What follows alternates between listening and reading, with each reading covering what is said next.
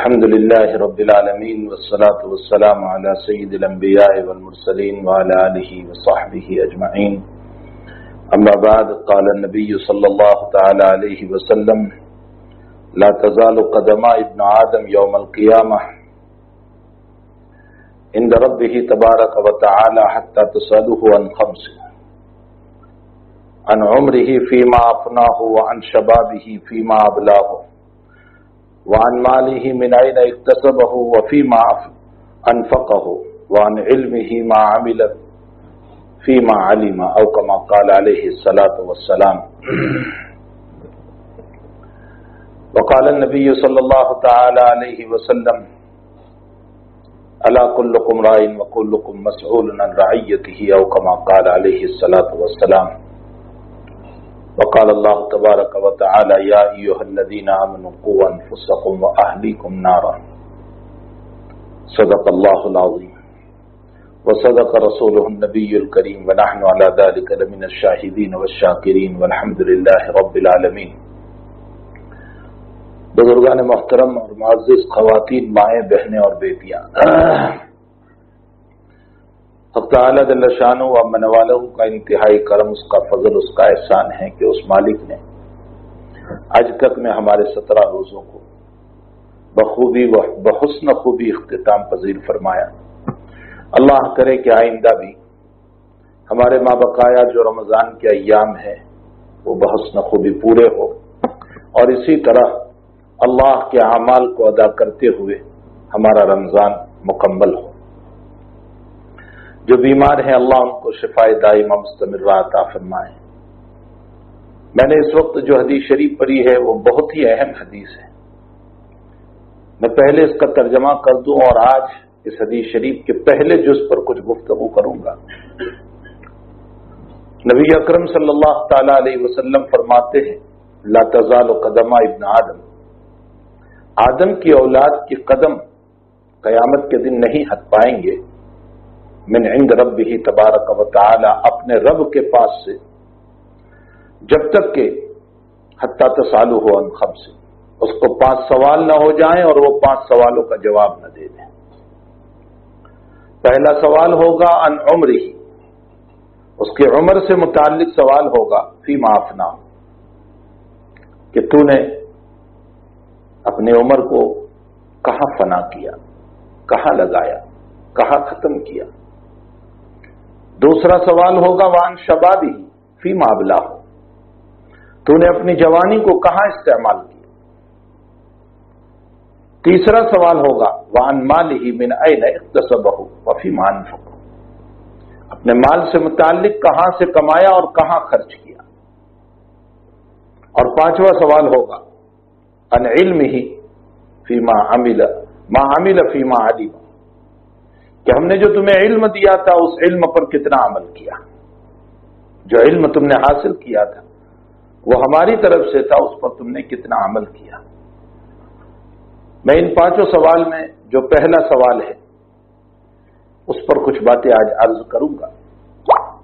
عن عمرہ فیما افنا، عمر سے متعلق سوال ہوگا کہ اپنی عمر کو تم نے کہاں گوایا، کہاں لگایا، کہاں فنا کی. زندگی اللہ تعالیٰ کی بہت بڑی نعمت ہے جو حق تعالیٰ جل شانہ نے ہمیں عطا فرمائی ہے. کہاں بچپنا تھا ہمارا، اور کہاں پھر حق تعالیٰ نے ہمیں کچھ عمر دی اور اس کے بعد علم دے کر کے پھر ہم جوان ہوئے. اور رفتہ رفتہ ہماری عمر بڑھنے لگی، اور عدم سے اللہ تعالیٰ نے ہمیں وجود دیا، اور وہ بھی بغیر اپلیکیشن اور بغیر درخواست کے. میں نے اور آپ نے اپنے رب کریم کو اپنی پیدائش سے قبل کوئی درخواست نہیں دی تھی کہ اللہ تو مجھے دنیا میں وجود دے، تو دنیا میں مجھے پیدا کر. اس رب کریم نے انعام کر کے، احسان کر کے، فضل فرما کر مجھے اور آپ کو دنیا کے اندر پیدا کیا. تو یہ زندگی، یہ عمر، یہ لمحات بہت قیمتی ہے جو اللہ تعالیٰ نے ہمیں عطا فرمائے. پھر ایک مثال سے سمجھیں کہ جب ایک انسان کو یوں کہہ دیا جائے کہ کل کو تمہارا اختتام ہے اور دنیا سے ختم ہونا ہے، تو وہ اپنے ان 24 گھنٹوں کو کس ترتیب سے گزارے گا کہ اس کا 1 منٹ بھی ضائع نہیں ہوگا؟ آپ پوچھئے جن کو سزائے موت سنائی جاتی ہے، ان پر جو افسران ہوتے ہیں، آپ ان سے پوچھئے کہ اس کی زندگی کیسے وہاں گزرتی ہے۔ اس کو جب یہ پتا ہے کہ اب 24 گھنٹے کے بعد مجھے اس دنیا سے رخصت ہونا ہے، تو وہ اپنا 1 منٹ بھی ضائع کرنا نہیں چاہتا، حتیٰ کہ اگر اس کو چائے پیش کی جائے تو وہ منع کر دیتا ہے، اس کو کھانا پیش کیا جائے تو وہ منع کرتا ہے۔ نہ وہ کھانے میں وقت گزارتا ہے، نہ چائے میں وقت گزارتا ہے، وہ اپنے رب کی یادوں میں وقت گزارتا ہے، اپنے اللہ کی یادوں میں وقت گزارتا ہے، اپنے مالک کی یادوں میں، حتیٰ کہ رات میں سوتا بھی نہیں، اس کو نیند نہیں آتی۔ یہ ضرور ہے کہ جہاں اس کو موت کا خوف ہے، وہاں یہ بھی تو ہے کہ یہ میرے لمحات اب دوبارہ مجھے نہیں ملیں گے، بس ختم۔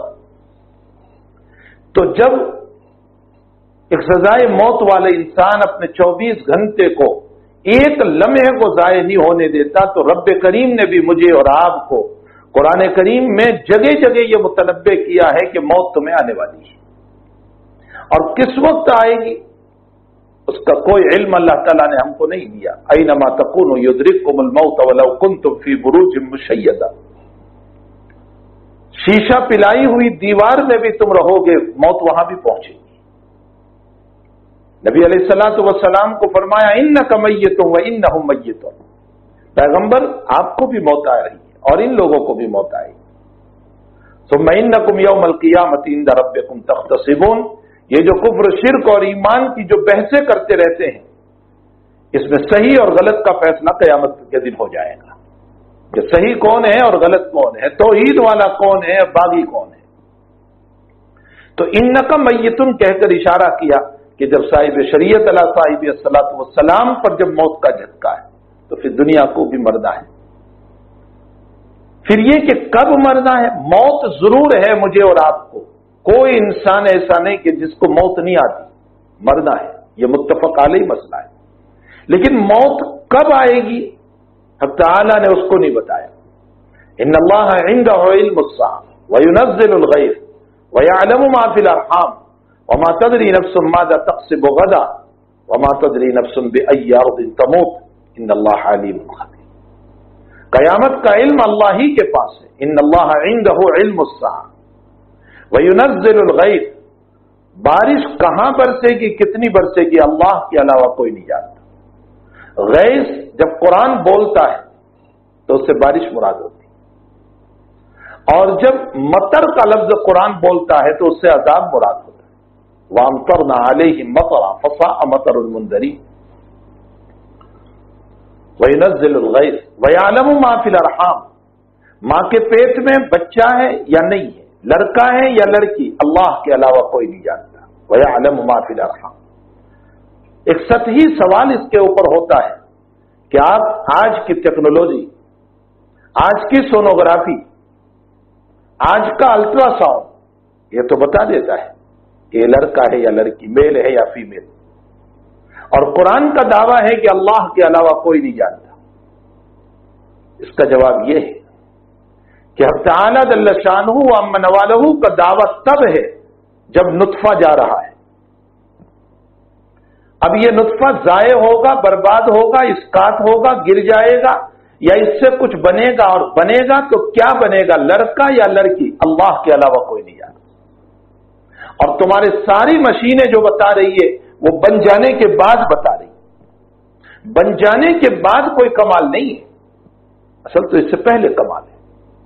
حق تعالیٰ کا دعویٰ بالکل شروع کا ہے، جب نطفہ جا رہا ہے، جب منی کا قطرہ جا رہا ہے، اس سے متعلق اللہ کہتا ہے وما تدری نفس، کوئی نہیں جانتا اس کو، ما فی الارحام، یعنی رحم میں کیا ہونے والا ہے اس نطفے کا، اس قطرے کا، وہ اللہ کے علاوہ کوئی نہیں جانتا۔ تو جو کچھ مشینوں نے بتایا وہ بعد میں بتایا جبکہ وہ مکمل ہو گیا، بس اس میں تو صرف ایک پردہ ہے چمڑی کا، اور اس کے اوپر سے مشین نے بتا دیا۔ لیکن جب کچھ نہیں تھا اس وقت دنیا کی کوئی مشین نہیں بتا سکتی، اور قیامت کا سویرا ہو جائے گا کہ جانے والے نطفے سے متعلق قیامت تک کوئی مشین نہیں آ سکتی کہ جو بتا دے۔ یہ قرآن کریم کا دعویٰ ہے۔ وَيَعْلَمُ مَا فِي الْأَرْحَامِ وَمَا تَدْرِي نَفْسٌ مَاذَا تَكْسِبُ غَدًا، اور تجھے یہ بھی معلوم نہیں کہ کل کیا ہونے والا ہے.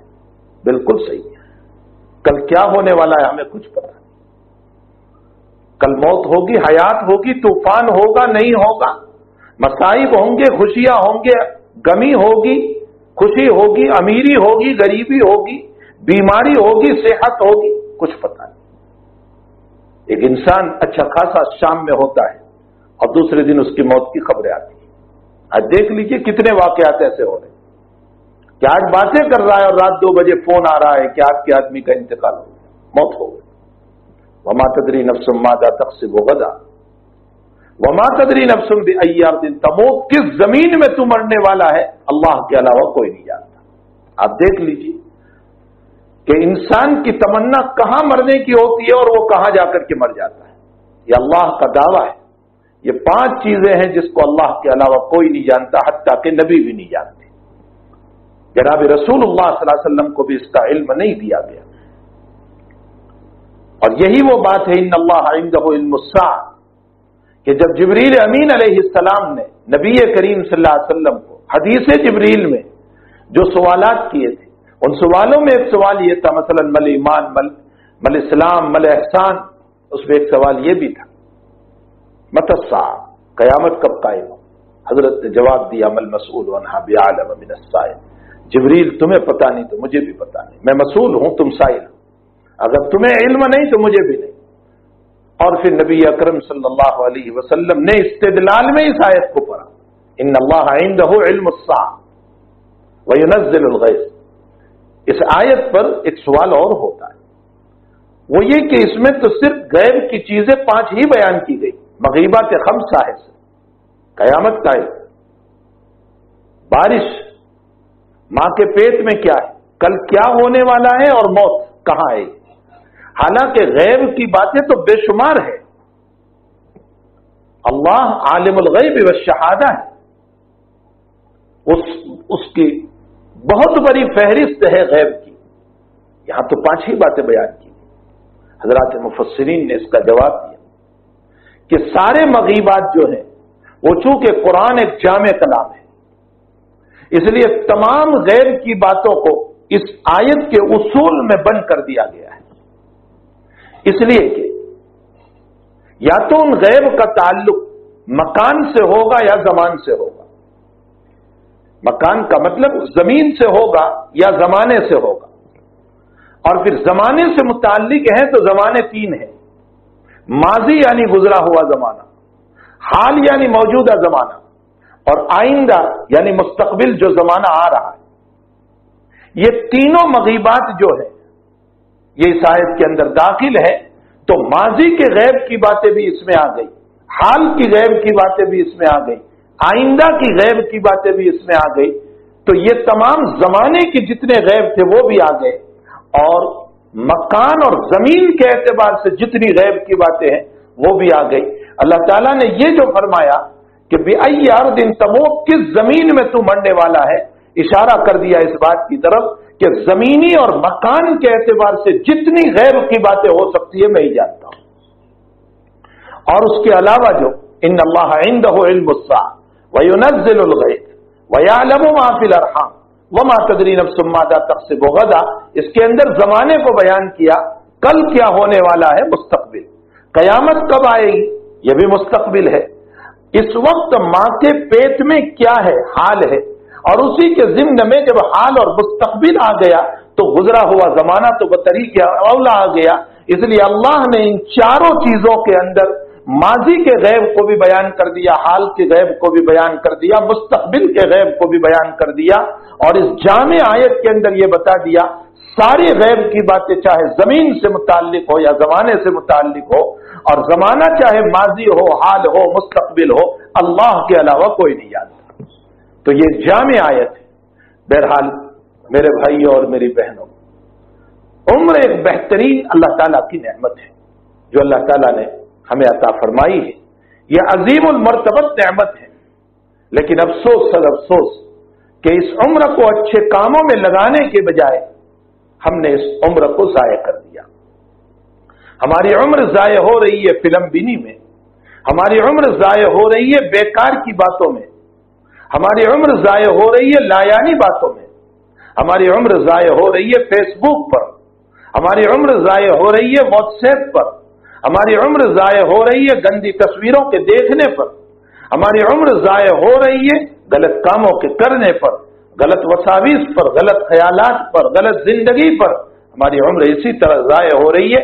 اس کا مطلب یہ نکلا کہ خواہشات میں ہماری عمر ضائع ہو رہی ہے، من چاہی زندگی میں ہماری عمر ضائع ہو رہی ہے، رب چاہی زندگی میں ہماری عمر ضائع نہیں ہو رہی۔ من چاہی زندگی میں یعنی نفس جو چاہتا ہے اسی پر ہماری عمر ضائع ہو رہی ہے۔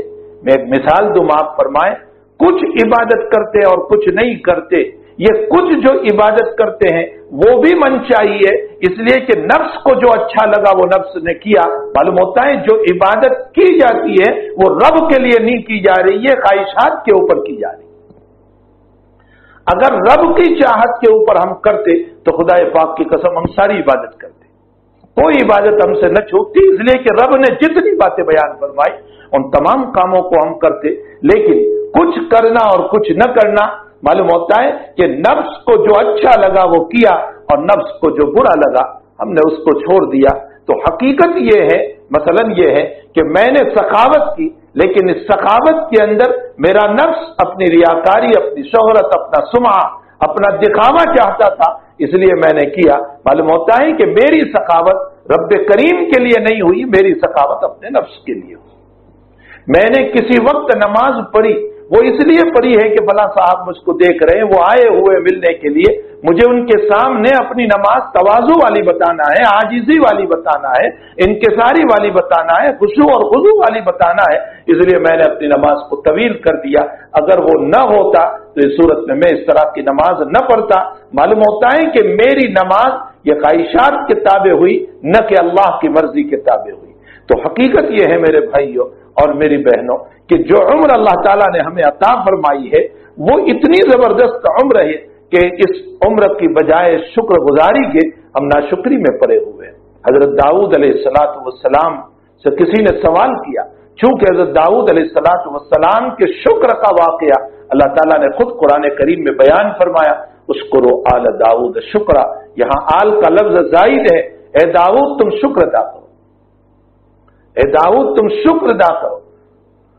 تو فرمایا کہ رب کریم میں تیرا شکر ادا کروں، تو اس شکر کی ادا کرنے کی توفیق بھی تو نہیں دی، اگر تو توفیق نہ دیتا تو میں شکر کیسے ادا کرتا؟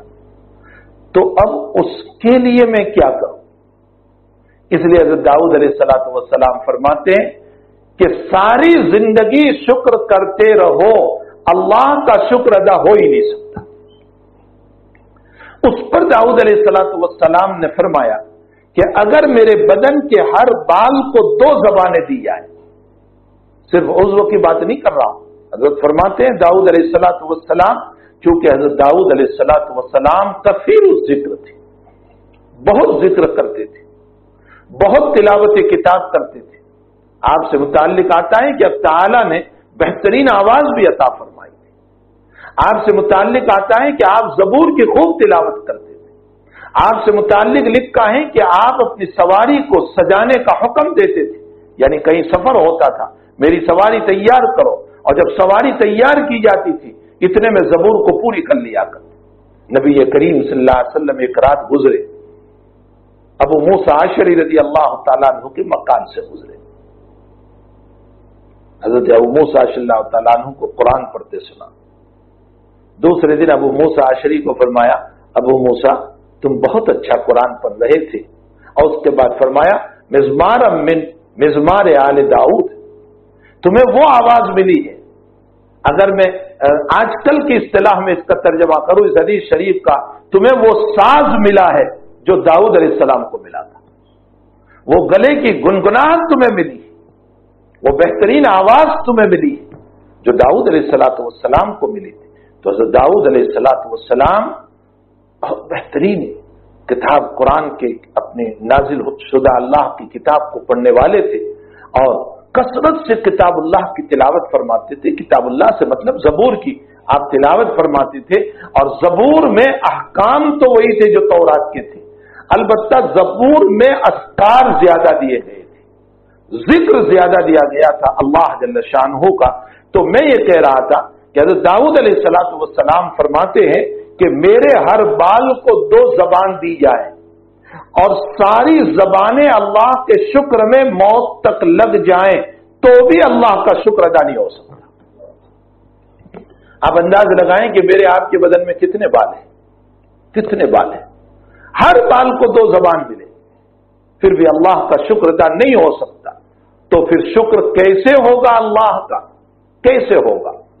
اللہ کا شکر ہوگا اللہ کی اطاعت سے، صرف لفظ شکر بولنے سے نہیں، صرف الحمدللہ بولنے سے نہیں، اللہ کی اطاعت سے اللہ کا شکر ادا ہوگا۔ اس نے فرمایا نماز پڑھو، نماز پڑھیں گے جسم کا شکر ادا ہوا۔ اس نے کہا صدقہ کرو، مال کا شکر ادا ہوگا۔ اس نے کہا اپنی زبان سے میرا ذکر کرو، توبہ کرو، یہ زبان کا شکر ادا ہوا۔ اس نے کہا اپنی آنکھوں کے ذریعے سے غلط نہ دیکھو اور صحیح دیکھو، یہ اللہ کا شکر ادا ہوا۔ اس نے کہا اپنے دماغ اور اپنے دل سے صحیح سوچو، غلط نہ سوچو، یہ اللہ کا شکر ادا ہو۔ یہ ہے شکر، اس کو کہا جاتا ہے اللہ کا شکر۔ حقیقت یہ ہے کہ بہت سی مرتبہ ہوتا تو یہ ہے کہ میں میری زبان سے شکر کے الفاظ تو بولتا ہوں لیکن دل میرا شکر سے خالی ہوتا ہے، اس لیے کہ اطاعت نہیں ہے، فرمانبرداری نہیں ہے، اللہ تعالیٰ کی طرف رجوع نہیں ہے۔ اور اس کی وجہ کیا ہے؟ حب دنیا نے ہم کو اللہ سے غافل کر دیا، دنیا کی محبت نے ہمیں اللہ سے غافل کر دیا۔ نہ اللہ سے تعلق ہے، نہ نبی کریم صلی اللہ علیہ وسلم سے تعلق ہے، نہ شریعت مطہرہ سے کوئی لگاؤ ہے، کوئی تعلق ہے، کوئی محبت ہے، نہ دل نمازوں میں لگ رہا ہے، نہ تراویح میں لگ رہا ہے، نہ اللہ کی طرف ہم متوجہ ہیں۔ بس ساری نمازیں ہمارے خیالوں میں گزرتی ہے، جس کو اٹھا کر کے پوچھو، وہ عوام ہو یا خواص ہو، سبھی کا ایک ہی رونا ہے کہ ہمارا جی نماز میں نہیں لگتا، ہم خیالات میں ہیں۔ کیوں ایسا ہو رہا ہے؟ وجہ اس کی یہ ہے کہ حب دنیا نے ہمیں برباد کر دیا۔ دنیا کی محبت دلوں میں اتنی راسخ ہو گئی، اتنی اتر گئی کہ اب دنیا ہی کی سوچ چلنے لگی۔ ظاہر سی بات ہے جس سے محبت ہوتی ہے اسی کے خیال چلتے ہیں، یہ ایک مسلمہ واقعہ ہے کہ جس کی محبت ہوتی ہے اسی کے خیال چلتے ہیں۔ اگر بیوی کی محبت ہے تو بیوی کے خیال، بچوں کی محبت ہے تو بچوں کے خیال، کاروبار کی محبت ہے تو کاروبار کا خیال، اور کسی چیز سے محبت ہے تو اسی کا خیال، اللہ کی محبت ہے تو اللہ ہی کا خیال گزرتا ہے۔ اسی لیے نبی اکرم صلی اللہ علیہ وسلم نے فرمایا حب الدنیا راس کل خطیہ، مشکات شریف میں ہے حب الدنیا راس کل خطیہ، تمام گناہوں کی جڑ دنیا کی محبت ہے۔ دنیا کی محبت آتی ہے تو سارے گناہ ہوتے، پھر نمازیں بھی چھوٹے گی، پھر شریعت چھوٹے گی، پھر حلال اور حرام کی تمیز نہیں رہے گی۔ حالانکہ سنو شعب الایمان میں امام بیہقی رحمت اللہ علیہ نے روایت نقل فرمائی، حلال فیہا حساب، قال النبی صلی اللہ علیہ وسلم حلال فیہا حساب وحرام فیہا النار۔ اگر حرام مال اور حرام چیز ہے اس کے لیے جہنم میں حساب کچھ نہیں، حلال ہے تو اس کا بھی حساب دینا پڑے گا۔ جو چیز حلال ہے اللہ کے حبیب پاک صلی اللہ علیہ وسلم فرماتے ہیں اس کا بھی حساب دینا پڑے گا، جیسا کہ اسی حدیث شریف کے اگلے مضمون میں جو بات آئے گی، مال سے متعلق جو سوال ہوگا ہمیں کہ کہاں سے کمایا اور کہاں خرچ کیا، یہ حلال کا ہوگا تو بھی اللہ جل شانہ کے سامنے ہمیں حساب دینا پڑے گا۔ یہی وجہ ہے کہ حضرات صحابہ کرام رضوان اللہ تعالی علیہ مجمعین کے دل سے اللہ کے نبی نے محنت کر کے جس چیز کو ختم کیا وہ حب الدنیا ہی کو ختم کیا۔ آپ نے اور کوئی محنت نہیں فرمائی، یہی محنت آپ نے فرمائی کہ صحابہ کرام کے دل سے محبت کو ختم کیا۔ اور کیسی محبت ان کے دلوں سے ختم ہو گئی کہ لن تنالوا البر حتى تنفقوا مما تحبون کا، کہ اللہ تمہاری محبوب چیز کو مانگتا ہے۔ تو حضرت ابو طلحہ رضی اللہ تعالیٰ عنہ قیمتی سے قیمتی باغ لے کر نبی علیہ السلام کی خدمت میں حاضر ہو گئے۔ ایک اور صحابی کے باب میں آتا ہے کہ وہ اپنے باغ میں نماز پڑھ رہے تھے اور باغ بڑا گنجان تھا اور بڑا پھیلا ہوا تھا، اور نماز کے درمیان ایک چڑیا آئی اور چڑیا باہر نکلنا چاہ رہی تھی، لیکن اس کے پھیلاؤ کی وجہ سے اور گنجان ہونے کی وجہ سے وہ چڑیا باہر نہ نکل سکی، اور نبی اور صحابی رضی اللہ تعالیٰ عنہ کی نظر بار بار چڑیا کی طرف، جیسے ہم خود مسجد میں کبھی ایسا ہوتا ہے کہ چھپکلی آئی اور چل رہی ہے تو ہماری نظر اسی پر چلی جاتی ہے، یا کوئی چڑیا آئی اور بیٹھی اور ادھر ادھر بھاگ رہی ہے تو ہماری نظر اسی پر چلی جاتی ہے۔ صحابی رضی اللہ تعالیٰ عنہ کی نظر اس کے اوپر بار بار گئی۔ نماز کے بعد نبی کریم صلی اللہ علیہ وسلم کی خدمت میں حاضر ہوئے، عرض فرمایا کہ یا رسول اللہ صلی اللہ علیہ وسلم، اس باغ کی وجہ سے میری نماز خراب ہوئی، میں اس باغ کو وقف کرنا چاہتا ہوں، میں اس باغ ہی کو دینا چاہتا ہوں۔ ایک نماز میں خشوع تھوڑا سا ختم ہو گیا تو آپ نے دنیا کو ختم کر دیا، کہ یہی میری بنیاد بنا ہے۔ کعب بن مالک رضی اللہ تعالیٰ عنہ کی جب توبہ قبول ہوئی اور قرآن کریم میں آپ کی توبہ کو اتارا گیا، وعلی الثلاثۃ الذین خلفوا، اور جب ان کی لقد تاب اللہ، ان کی توبہ قبول ہوئی، تو اس موقع پر کعب بن مالک رضی اللہ تعالیٰ عنہ حضور پاک صلی اللہ علیہ وسلم کی خدمت میں حاضر ہوئے اور فرمایا، اللہ کے حبیب، جب میرے مولا نے میری توبہ کو قبول کر لیا تو میں اپنا سارا مال وقف کر دیتا ہوں۔ آپ ایک ایک صحابی رضی اللہ تعالیٰ عنہ کی زندگی اور صحابیہ کی زندگی اٹھا کر کے اگر آپ دیکھیں تو آپ کو پتا چلے گا کہ نبی علیہ الصلوۃ والسلام نے اپنے صحابہ پر جو سب سے بڑی محنت فرمائی تھی، وہ سب سے بڑی محنت یہی تھی کہ ان کے دلوں سے یہ محبتیں دور ہو جائے۔ حب الدنیا راس کل خطیہ، اسی لیے صوفیہ نے اس حدیث شریف سے آگے ایک جملہ بڑھایا، وَإِفْتِرَاقُهُ رَاسُ كُلِّ فَضِيلَةٍ وَتَرْكُهُ رَاسُ كُلِّ فَضِيلَةٍ۔ جب نبی علیہ الصلوۃ والسلام نے فرمایا حب الدنیا راس کل خطیہ، دنیا کی محبت تمام برائیوں کی، گناہوں کی جڑ ہے، تو صوفیہ آگے فرماتے ہیں اس کی تشریح کرتے ہوئے، وہ حدیث نہیں ہے، وَتَرْكُهُ رَاسُ كُلِّ فَضِيلَةٍ، اور اگر دنیا کو چھوڑو گے تو اللہ تعالیٰ تمام فضیلتیں عطا فرمائیں گے، تمام کامیابی عطا فرمائیں گے۔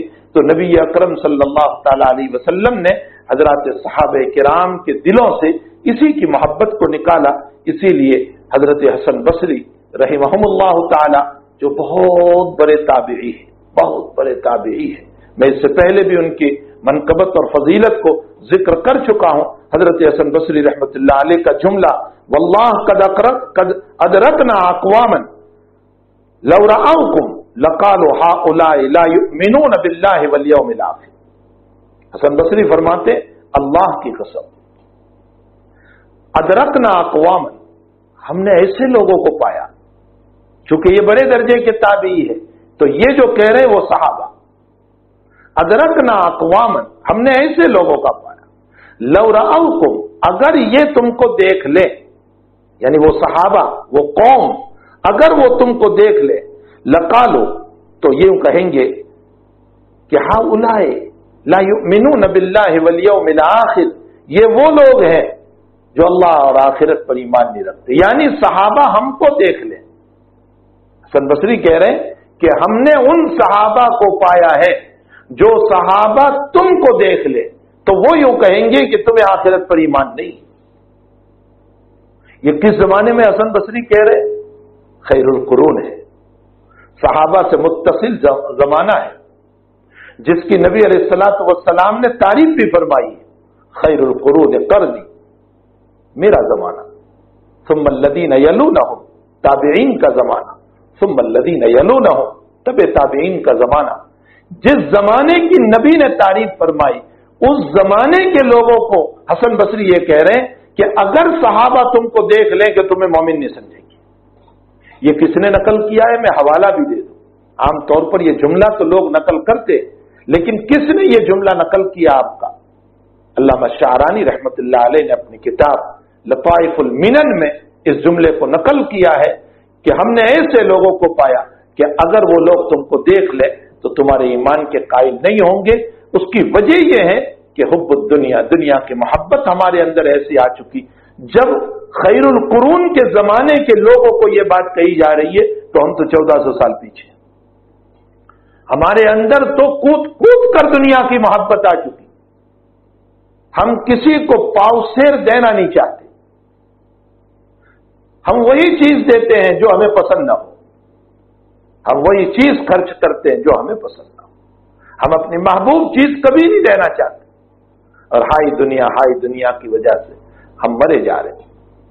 صوفیہ نے لکھا ہے کہ دنیا ساحرہ ہے، ساحرہ کا معنی جادوگر، دنیا جادوگر ہے، اور صوفیہ فرماتے اس کا جادو یہ ہاروت و ماروت کے سکھائے ہوئے جادو سے خطرناک ہے۔ ہاروت اور ماروت کیا ہے؟ قرآن کریم میں حق تعالی جل شانہ نے پہلے ہی پارے کے 11ویں رکوع میں اس واقعے کو نقل کیا ہے کہ حق تعالی جل شانہ نے 2 فرشتوں کو اتارا تھا انسانی شکل میں، ہاروت اور ماروت ان کا نام تھا۔ وما يعلمان من احد حتى يقولا انما نحن فتنة فلا تکفر۔ ان کے پاس جادو تھا، لوگ جادو سیکھنے کے لیے آتے تھے، تو یہ پہلے یوں کہتے تھے کہ دیکھو ہم آزمائش بن کر آئے ہوئے ہیں کہ کون ان جادو میں پڑھ کر کے کفر کرتا ہے اور کون جو ہے اس علم کو نہیں سیکھتا۔ نبی علیہ الصلوۃ والسلام نے فرمایا الا انبئکم باکبر الکبائر، میں تمہیں بڑے بڑے گناہ نہ بتاؤں؟ صحابہ نے فرمایا ضرور یا رسول اللہ۔ فرمایا شرک باللہ، بہت بڑا گناہ، وعقوق الوالدین، والدین کی نافرمانی بہت بڑا گناہ، والسحر، اور سحر بہت بڑا گناہ، جادو بہت بڑا گناہ۔ قرآن کی یہ آیت بتا رہی ہے کہ ہاروت و ماروت سیکھنے والوں کو یوں کہتے تھے لا تکفر، کفر نہ کرو۔ معلوم ہوتا ہے کہ سحر سیکھنے والا اس کو حلال سمجھ کر کے سیکھ رہا ہے اور کلمات کفر بول رہا ہے تو ایمان سے نکل جاتا ہے، وہ کافر ہو جاتا ہے۔ فَيَتَعَلَّمُونَ مِنْهُمَا مَا يُفَرِّقُونَ، اچھا جب وہ سکھاتے تھے تو اس جادو کا اثر کیا پڑتا تھا؟ فَيَتَعَلَّمُونَ مِنْهُمَا مَا يُفَرِّقُونَ بِهِ بَيْنَ الْمَرْءِ وَزَوْجِهِ، وہ جو جادو سکھاتے تھے اس جادو کا نتیجہ کیا نکلتا تھا؟ بین المرء وزوجہ، میاں بیوی کے درمیان تفریق، جدائی۔ معلوم ہوتا ہے قرآن اشارہ کر رہا ہے کہ جادو میں وہ طاقت ہے کہ شوہر اور بیوی کے درمیان اختلاف پیدا کر دے، جدائی پیدا کر دے۔ اب آئیے اس مضمون پر صوفیہ فرماتے کہ ہاروت و ماروت کا جادو یفرق بین المرء وزوجہ، اور دنیا کا جادو یفرق بین العبد و بین اللہ تعالی۔ دنیا اتنی بڑی جادوگر ہے، اتنی بڑی جادوگر ہے کہ انسان اور اللہ کے درمیان جدائی ہو جاتی ہے، تفریق ہو جاتی ہے اپنے رب کے ساتھ، اپنے مولا کے ساتھ، اپنے خالق کے ساتھ، اپنے مالک کے ساتھ، اپنے پالنہار کے ساتھ۔ اور جب اللہ ہی سے تفریق ہو گئی حب دنیا کی وجہ سے، دنیا کی محبت کی وجہ سے، تو پھر مالک کا رحم کہاں اترے گا؟ مالک کا کرم کہاں اترے گا؟ مالک کی عنایتیں کہاں اترے گی؟ مالک کی طرف سے پیار محبت دلار کہاں اترے گا؟ پھر اس کی طرف سے اس تفریق کی بنیاد پر نتیجہ یہ ہوگا کہ دنیا میں جب تفریق بین المرء وزوجہ ہوتا ہے تو ایک دوسرے کے دشمن بن جاتے ہیں۔ یہ دنیا کی محبت ہمیں جب اپنے رب سے جدا کر دیتی ہے اور تفریق کر دیتی ہے تو پھر اللہ کی طرف سے حالات اترتے ہیں، مصائب اترتے ہیں، پریشانیاں اترتی ہیں، ظلم اترتے ہیں، نہ معلوم کیا کیا بلائیں اور وبائیں اترتی ہیں، کیسے کیسے سازشیں اور پلان اترتے ہیں، یہ سب اللہ کی طرف سے۔ ایک رات نبی اکرم صلی اللہ تعالی علیہ وسلم سوئے ہوئے تھے، اٹھے، تہجد میں تھے، اور فرمایا میری گھر والیوں کو جگاؤ۔ حضرت فرما رہے، بخاری شریف کی روایت ہے، میری گھر والیوں کو جگاؤ، اس لیے کہ آج کی رات میں اللہ نے بہت سارے خزانوں کو بھی اتارا، یعنی اچھی چیز، وَأُنزِلَ الْفِتْنَ، اور فتنوں کو بھی اتارا۔ گھر والیوں کو اس لیے جگاؤ کہ خیر مانگے اور فتنوں سے پناہ چاہے۔ آپ انداز لگائیں کہ فتنے بھی وہیں سے اترتے ہیں، دنیا کی کوئی طاقت فتنہ نہیں کرتی، فتنے کا نزول بھی اللہ ہی کی طرف سے، ساری باتوں کا نزول، خیر کا بھی، شر کا بھی، اچھائی کا بھی، برائی کا بھی، فتنوں کا بھی، بلاؤں کا بھی، وباؤں کا بھی، सारी बातों का नुज़ूल आसमान ही से होता है। तो मेरे भाइयों और मेरी बहनों, हारूत और मारूत का जो जादू था वो तो युफर्रिकु बैनल मर्इ व ज़ौजिही, लेकिन दुनिया जो जादूगर है वो इतनी मोहब्बत हमारे अंदर डाल देती है, इतनी मोहब्बत हमारे अंदर डाल देती है कि जिसकी वजह से हमारी तफरीक हो जाती है अपने रब के साथ, अपने मौला के साथ जुदाई हो जाती है, और जिसके नतीजे में मसला ये होता है कि फिर अल्लाह की तरफ से जो मोहब्बत, जो प्यार, जो दुलार मिलना चाहिए वो हमें नहीं मिलता। इसीलिए मुअर्रिखीन ने एक अजीब व गरीब बात नकल की है कि ग़ज़वे बद्र के अंदर अबू जहल जो सरदार था, उमय्या इब्न खलफ अबू जहल के पास आया शुरू होने से पहले जंग के, और कहने लगा कि अमीर अलवादी, वादी का माना मक्का, ए वादी के अमीर, ए हमारे सरबराह, आज हम मोहम्मद और उसके साथियों के साथ जान तोड़ कर लड़ेंगे, खूब मुकाबला करेंगे, आप जैसे कहेंगे उसके मुताबिक चलेंगे, लेकिन आप इतना तो बताएं कि मोहम्मद वाकईतन सच्चा है या झूठा है। मुअर्रिखीन ने लिखा है कि अबू जहल ने उस वक्त कहा था कि मोहम्मद 100% अपने दावे में सच्चा है और वो नबी है और मैं जानता हूं, लेकिन हम इसलिए मुकाबला कर रहे हैं और उसकी बात का इकरार नहीं कर रहे हैं कि हमारी सरदारी चली जाएगी। ये नबी करीम सल्लल्लाहु अलैहि वसल्लम के इकरार से रोकने वाली चीज थी, वो हुब्बुद दुनिया थी, ये दुनिया की मोहब्बत थी। इसी दुनिया की मोहब्बत ने उसको ईमान के करीब नहीं जाने दिया। नतीजा ये हुआ कि वो दायमी तौर पर जहन्नम का मुस्तहिक हो गया। उमय्या इब्न खलफ दायमी तौर पर जहन्नम का मुस्तहिक हो गया।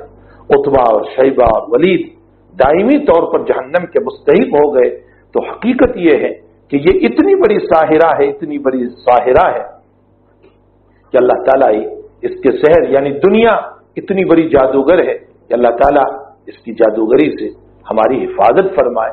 फिर मेरे भाइयों और मेरी बहनों, एक बात मुझे ये भी कहना है कि दुनिया का बदल मौजूद है, लेकिन दुनिया के खातिर जिस आखिरत को छोड़ रहे उसका बदल नहीं हो सकता।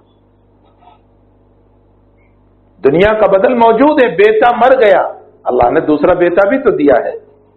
बेटी का इंतकाल हो गया, अल्लाह ने दूसरी बेटी भी तो दी है।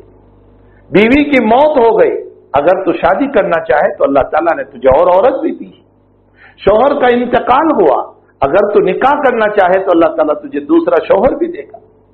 तेरी दुकान का कोई मसला हो गया, अल्लाह कल को फिर कहीं ना कहीं से तेरी रोजी रोटी का इंतजाम करेगा। दुनिया में फौत होने वाली चीज का बदल मौजूद है, लेकिन ईमान और अल्लाह अगर जिंदगी से फौत हो गया तो उसका कोई बदल नहीं, बस फिर हमेशा के लिए जहन्नम है। इसीलिए शायर कह रहा है, लिकुल्ल शैइन इदा फारक्तहु इवजुन, लिकुल्ल शैइन इदा फारक्तहु इवजुन वलैस लिल्लाहि इन फारक्तहु मिन इवज।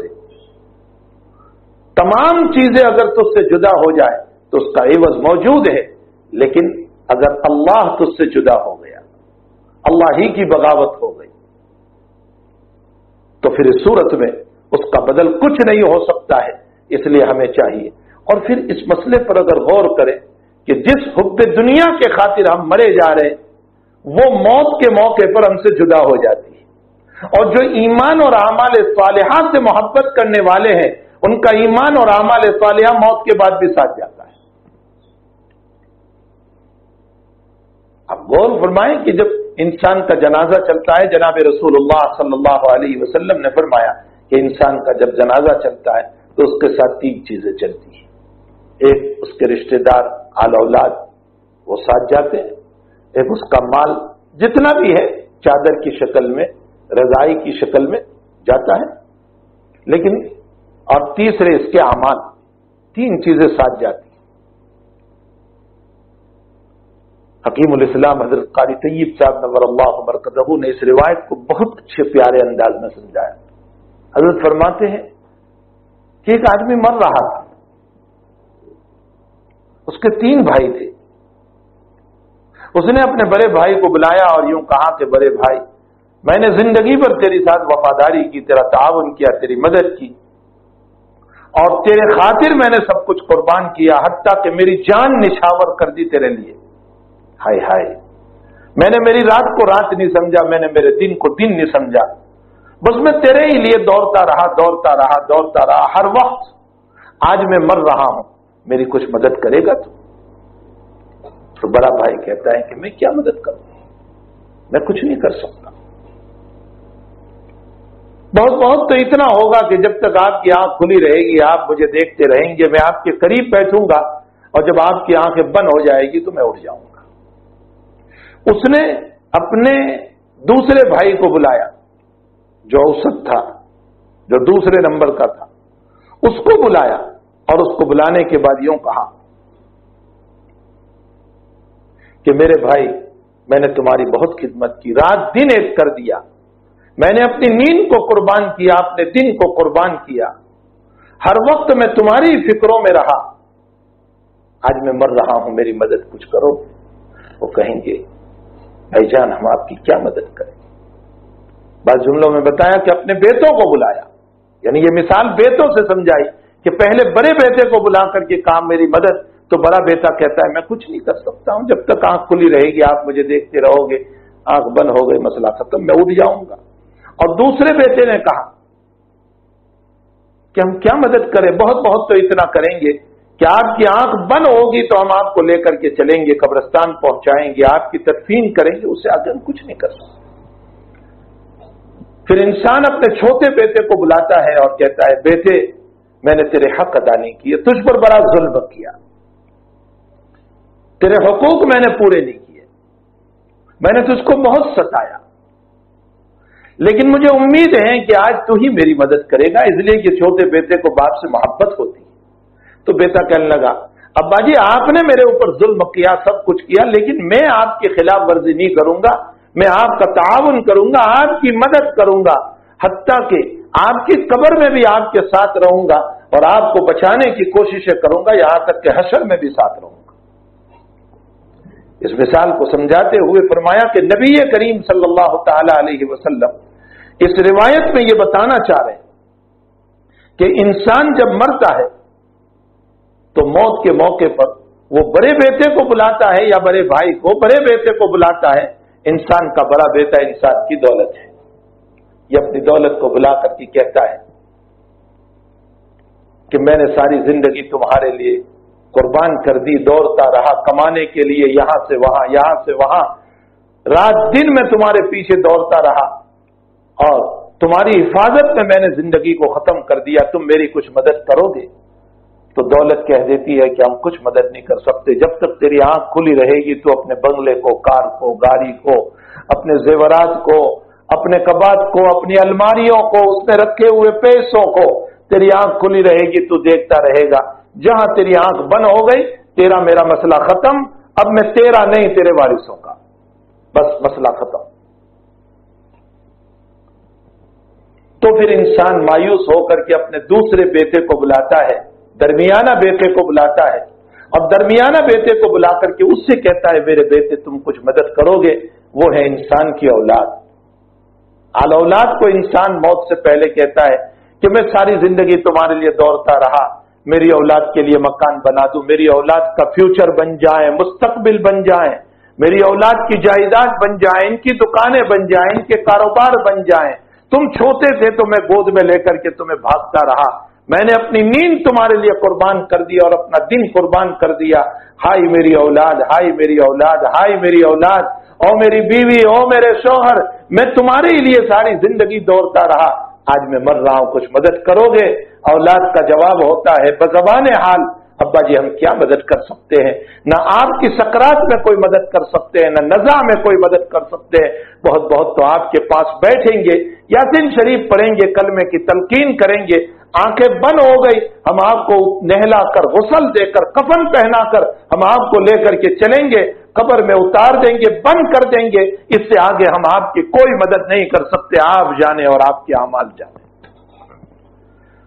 انسان مایوس ہو جاتا ہے اپنے اہل و عیال سے بھی، موت سے پہلے انسان مایوس ہو جاتا ہے۔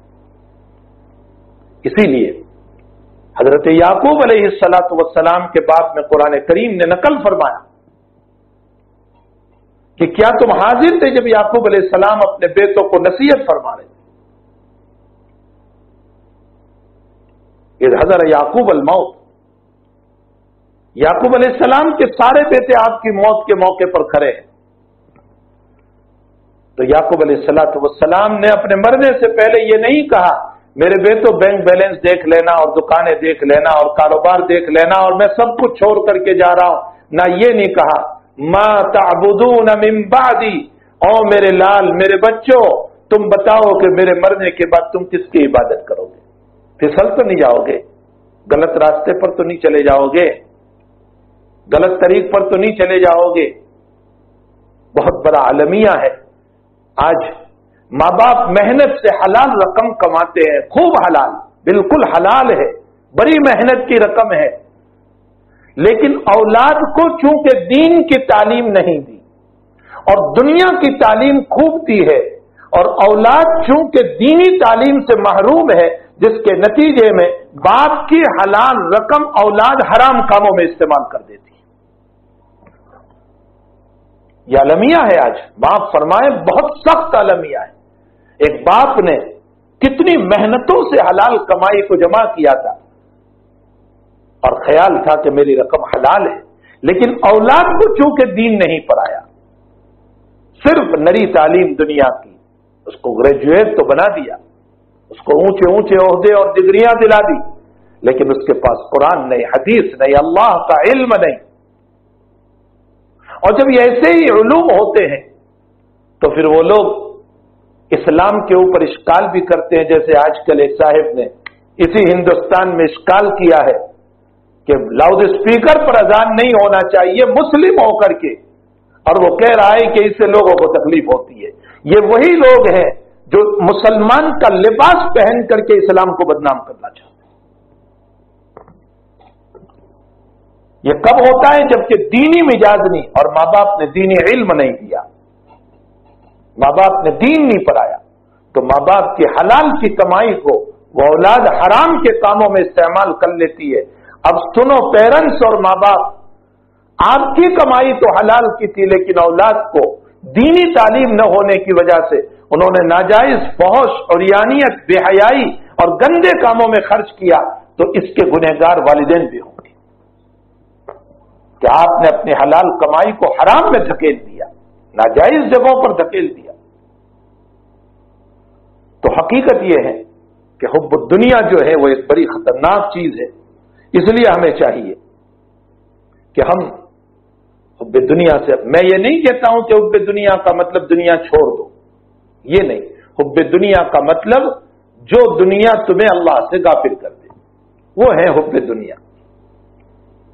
حب دنیا کا مطلب دنیا کمانا نہیں ہے، حب دنیا کا مطلب وہ دنیا چاہے 100 روپے کی کیوں نہ ہو، لیکن اللہ کی یادوں سے غافل کر دیتی ہے تو وہ دنیا ہے۔ اور انسان لاکھوں کما لے حلال کا جائز، لیکن اللہ کی یادوں میں مست رہتا ہے تو وہ کروڑوں ہونے کے باوجود دیندار ہے، وہ دنیا دار نہیں ہے۔ چست دنیا از خدا غافل بدن، علامہ رومی فرماتے ہیں چست دنیا، دنیا کیا ہے؟ از خدا غافل بدن، دنیا سے غافل ہونے کا نام دنیا ہے۔ نہ کے معاشو نقر او فرزند و زن، کپڑا لتا بیوی بچوں کا نام، مکان بنگلہ جائیداد کا نام دنیا نہیں ہے، یہ دنیا نہیں ہے، غفلت کا نام دنیا ہے۔ ایک انسان حلال کے لاکھوں کماتا ہے، کاروبار ہے، ہمارے اکابر کے کاروبار سے بڑے بڑے، سیدنا عبد القادر جیلانی رحمت اللہ علیہ، ایک مرتبہ کا واقعہ ہے کہ وہ فرماتے ہیں کہ میں عالم غنودگی میں تھا اور میں نے دیکھا کہ نبی کریم صلی اللہ علیہ وسلم کا پاؤں مبارک میری گردن پر ہے، اور مجھے یوں کہا گیا کہ سارے اولیاء کا تجھے سردار بنایا گیا۔ اس زمانے کا ایک بزرگ یوں کہہ رہا ہے کہ سب کے اوپر عبد القادر جیلانی کی سرداریت ہوگی، لیکن مجھ پر نہیں، اللہ نے اس بزرگ کو کفر پر موت دی۔ ایسے بھی واقعات ہیں، لیکن عبد القادر جیلانی رحمت اللہ علیہ تھوک بندی اور ہول سیلر ویپاری تھے، بہت بڑا کاروبار تھا، تو کیا وہ دنیا دار تھے؟ ابو حنیفہ بہت بڑے کاروباری آدمی تھے، کیا وہ دنیا دار تھے؟ نہیں، دنیا نام ہے اللہ سے غفلت کا۔ 100 روپے میرے پاس ہو لیکن میں اللہ سے غافل، نمازوں کی طرف میرا دل نہیں، میں نماز چھوڑتا ہوں تو میں پکا دنیا دار ہوں، اور میرے پاس حلال کے لاکھوں ہے، کاروبار کرتا ہوں تو کروڑوں ہوتے ہوئے بھی دیندار ہوں۔ یہ ہے دنیا کا مطلب۔ تو فرمایا کہ انسان موت کے موقع پر بڑے بیٹے کو بلاتا ہے، یعنی اپنی دولت کو، وہ کہتے ہیں ہم کچھ نہیں کر سکتے۔ درمیانی بیٹے کو بلاتا ہے، یعنی اپنی آل اولاد کو، کہ میری مدد کا کچھ نہیں، قبر تک آئیں گے، اتار کر چلے آئیں گے۔ اب انسان اپنے اعمال کو بلاتا ہے، جو انسان کے چھوٹے بیٹے ہیں، اور چھوٹے بیٹے کو بلا کر کے یوں کہتا ہے میرے بیٹو، میرے بیٹے، میں نے تجھ پر تو بہت ظلم کیا، تیرے حق ادا نہیں کیے، کما حق کو نماز نہیں پڑھی، روزہ نہیں رکھا، میں نے اپنے عمر کو غلط جگہوں پر ضائع کیا، لیکن مجھے امید ہے بیٹے تو چھوٹا ہے، چھوٹے بیٹے کو باپ سے محبت ہوتی ہے، یقیناً تو میری مدد کرے گا۔ تو اس کے اعمال اس کو یوں کہتے ہیں، اے انسان، اگرچہ تو نے میرے حقوق پورے نہیں کیے، میں ٹوٹے پھوٹے ہونے کی شکل میں ہوں، لیکن تو فکر نہ کر، جہاں تجھے تیری اولاد چھوڑ کر کے چلی جائے گی، تیری دولت چھوڑ کر کے چلی جائے گی، وہاں تیرے اعمال تیرے ساتھ چلیں گے، میں قبر میں بھی تیرے ساتھ رہوں گا، حشر میں بھی تیرے ساتھ رہوں گا، مجھ سے بن پڑے گا اتنی میں تیری مدد کروں گا، قبر میں بھی عذاب کو آنے نہیں دوں گا، اور حشر میں بھی عذاب کو آنے نہیں دوں گا، میری بس میں جتنا ہوگا میں تیری مدد کروں گا۔ تو میرے بھائیوں، حقیقت یہ ہے کہ عمر اللہ تعالیٰ کی ایک بہت بڑی نعمت ہے، ہمیں چاہیے کہ اپنے عمر کی، اپنی زندگی کی قدر کریں جو اللہ تعالیٰ نے ہمیں عطا فرمائی، اور اس کی شکر گزاری کریں، اور شکر گزاری یہ ہے کہ اللہ کی اطاعت کریں، اللہ کی بغاوت سے، نافرمانیوں سے، گناہوں سے اپنے آپ کو بچائیں۔ شعب الایمان کی روایت ہے، نبی اکرم صلی اللہ تعالی علیہ وسلم فرماتے ہیں کہ قیامت کے دن لیس یتحسر اہل الجنت،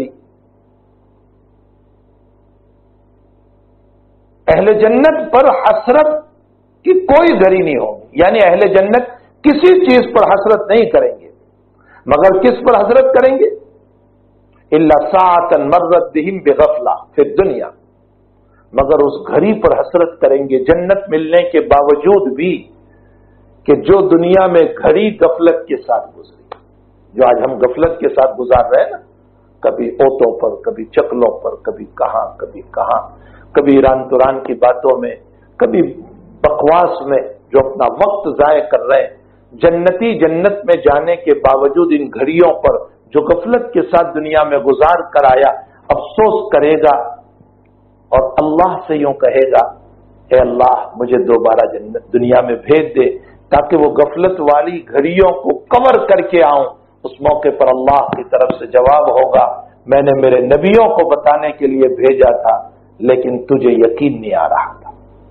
آپ انداز لگائیں کہ جنتی جنت میں جانے کے باوجود جس چیز پر افسوس کرے گا وہ ہے دنیا کی غفلت، تو کتنی بڑی چیز۔ اسی لیے صوفیہ لکھتے ہیں، ایک ہے حقوق الاوقات اور ایک ہے حقوق اللہ فی الاوقات۔ یہ صوفیہ کی اصطلاح ہے، اس کو سمجھنے کے لیے میں ایک عام فہم زبان میں آپ کو سمجھاؤں۔ ایک ہے حقوق الاوقات اور ایک ہے حقوق اللہ فی الاوقات۔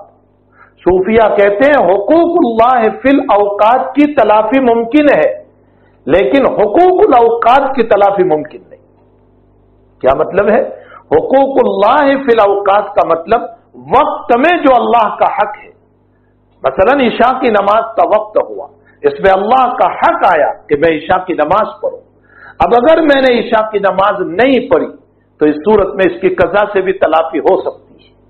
یہ ہے حقوق اللہ فی الاوقات، اوقات میں جو اللہ کا حق ہے اس کی تلافی ممکن ہے۔ رمضان میں بیماری، علالت، ذوق کی بنیاد پر روزہ نہیں رکھ سکا، بعد میں ادا کر لوں گا، حقوق اللہ فی الاوقات۔ زکوٰۃ کسی مجبوری سے نہیں دے سکا، رمضان کے بعد دے دوں گا۔ کسی وجہ سے میں اس سال حج نہیں کر سکا، اگلے سال کر لوں گا، یہ حقوق اللہ فی الاوقات۔ لیکن حقوق الاوقات اس کی تلافی ممکن نہیں۔ یہ جو اس وقت ابھی گھڑی چل رہی ہے اور یہ 11:15 بجے ہوئے، یہ زندگی بھر میں اگر میں نے آج کے یہ 11:15 بجے بے حیائی میں، بکواس میں، غیبت میں، گناہ میں، نافرمانی میں اگر گزار دیا آج کا ٹائم، پوری زندگی پوری ہو جائے گی، اب میں اس کی تلافی نہیں کر سکتا۔ یہ है हुकूकुल औकात। हुकूकुल औकात की तलाफी नहीं हो सकती, हुकूकुल्लाह फिल औकात की तलाफी हो सकती है। मेरे भाइयों और मेरी बहनों, हुकूकुल औकात की तलाफी से अपने आप को बचाओ। बहुत बेहतरीन उम्र मिली है, खूबसूरत उम्र अल्लाह ताला ने अता फरमाई है, फुर्सत का वक्त अल्लाह ताला ने दिया है, उसकी यादों के लिए बहुत जबरदस्त अल्लाह ताला ने हमें मौका दिया है। ताला जल्ल शानु फरमाते हैं, इन्न समा वल बसर वल फुआद कुल्लु उलाइका कान अन्हु मसऊला। सुनो कान खोल कर, मैं मेरी जात को भी कह रहा हूं और आपको भी कह रहा हूं। अल्लाह कहता है, इन्न समा वल बसर वल फुआद, तेरे कान, तेरी आंखें और तेरा दिल, वल फुआद कुल्लु उलाइका कान अन्हु मसऊला, कयामत के दिन इन तमाम के सिलसिले में तुझसे सवाल होगा कि तेरी आंखें तूने कहां चलाई थी, गंदे कामों में, नाजायज कामों में, और तेरे कानों को तूने कहां लगाया था, गायनों में, गिबतों में, बुराइयों में, कहां लगाया था तूने अपने कानों को। इन्न समा वल बसरा, आंखों को, वल फुआदा, और इस दिल को तूने कैसी गंदी सोचों में लगाया था या अच्छी सोचों में लगाया था, अल्लाह की बातें आती थी या नफरतों की बातें आया करती थी। कुल्लु उलाइका कान अन्हु मसऊला, सवाल होगा। आप, मैं नहीं कह रहा हूं, कुरान की आयत है, इन्न समा वल बसर वल फुआद कुल्लु उलाइका कान अन्हु मसऊला। कयामत के दिन पूछा जाएगा हमारे कानों से, हमारी आंखों से, हमारे दिल से कि तुम मर्जी मौला पर चल रहे थे या गैर मर्जी मौला पर चल रहे थे। यही हुब्बे दुनिया है जो इंसान को दीनी कामों से भी रोकती है, दीनी मजलिसों से भी रोकती है। बहुत सी जगहों पर दीनी मजलिस होती है, लेकिन बहुत सारे मालदार लोग, बहुत सारे ओहदेदार लोग वहां नहीं जाते। क्यों नहीं जाते? इसलिए कि हुब्बे दुनिया ने, ओ हो मैं तो बहुत बड़ा हूं, मैं क्यों जाऊंगा। कुरान इसको भी नकल कर रहा है, इन्नल इंसान लयतगा अर्राअहु इस्तगना।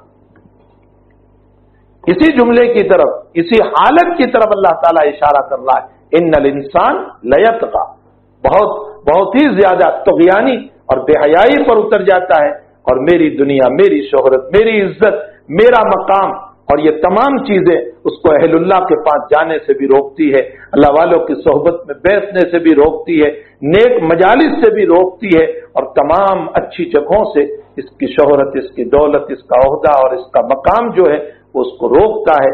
इसलिए हम तमाम को अहलुल्लाह की सोहबतों में रहना चाहिए, बुजुर्गों की सोहबतों में रहना चाहिए, अल्लाह वालों की सोहबत में रहना चाहिए। इसकी बुनियाद पर हमारा दिल बनता है।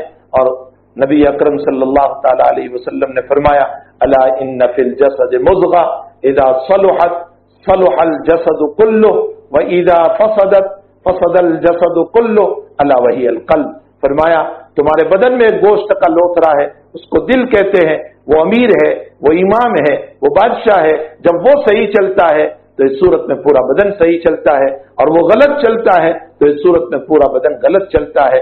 वो तुम्हारा दिल है, दिल को बनाने की जरूरत है, और दिल बनेगा दिल वालों के पास, जिनके दिल बने हुए हैं, जो सादिकीन में से है। या अय्युहल्लज़ीना आमनुत्तक़ुल्लाह वकूनू मअस सादिकीन, ईमान वालों तकवा इख्तियार करो और सच्चों के साथ रहो।